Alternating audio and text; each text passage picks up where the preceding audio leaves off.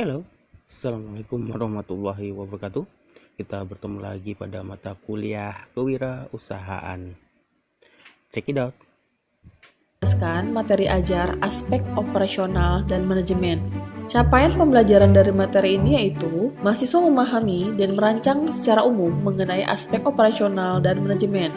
Mari kita masuk ke materi ajar pada pertemuan ini.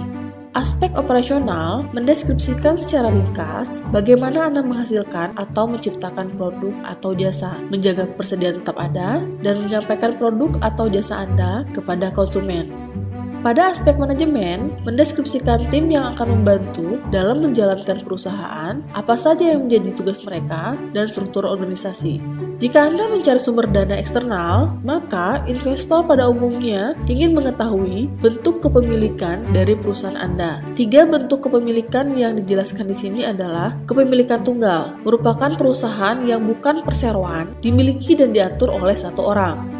CV atau persekutuan komaniter adalah persekutuan firma yang memiliki satu atau beberapa orang sekutu komaniter.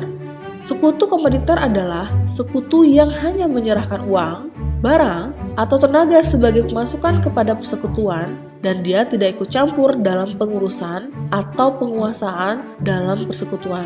Selanjutnya, perseroan terbatas atau PT adalah sebuah bisnis resmi yang menawarkan keuntungan, tetapi biasanya dengan biaya dan pekerjaan yang lebih sedikit.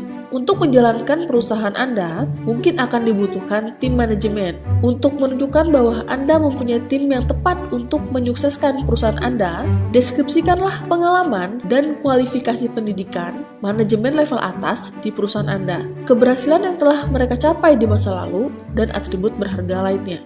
Tips dalam membangun tim manajemen. Jika bisnis Anda baru, jangan mempekerjakan orang lebih dari yang dibutuhkan. Karena pendapatan Anda tidak pasti, lebih baik mulailah dengan sedikit karyawan, baik full time ataupun paruh waktu, dan menambahkan karyawan saat bisnis berkembang. Sebaliknya, pertimbangkan untuk menggunakan konsultan luar dan karyawan kontrak. Sekalipun pekerjaannya relatif penting, Anda dapat menggunakan orang luar untuk berbagai jenis tanggung jawab seperti penjualan, pemasaran, pembukuan, sumber daya manusia, dan teknologi. Saat pendapatan Anda meningkat, Anda dapat mempekerjakan karyawan tetap. Berikutnya, saya akan menjelaskan mengenai struktur organisasi. Deskripsi struktur organisasi perusahaan akan membantu dalam memahami sistem atau jaringan kerja dari tugas-tugas, pelaporan relationship, dan komunikasi yang menghubungkan pekerjaan individual dan kelompok. Pada penjelasan bagian struktur organisasi, sebaiknya juga deskripsikan pekerjaan masing-masing jabatan yang ada dalam struktur organisasi. Berikut adalah contoh struktur organisasi lini. Pada contoh ini, pemilik yang biasanya merangkap sebagai direktur membawahi 4 manajer, yaitu manajer operasional, manajer pemasaran, manajer keuangan, dan SDM.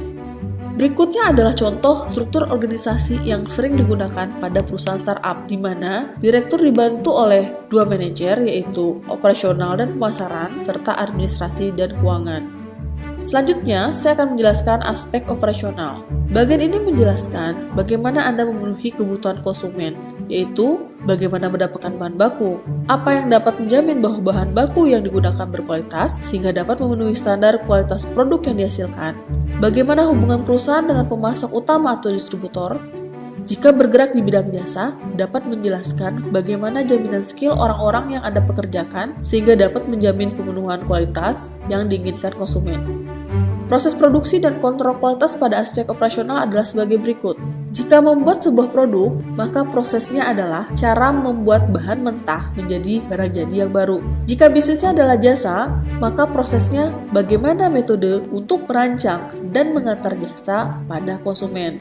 Fokuslah pada masalah seperti metode produksi, kapasitas produksi mencakup peralatan, mesin, dan SDM, prosedur yang menghemat biaya, dan metode yang digunakan untuk kontrol kualitas produk.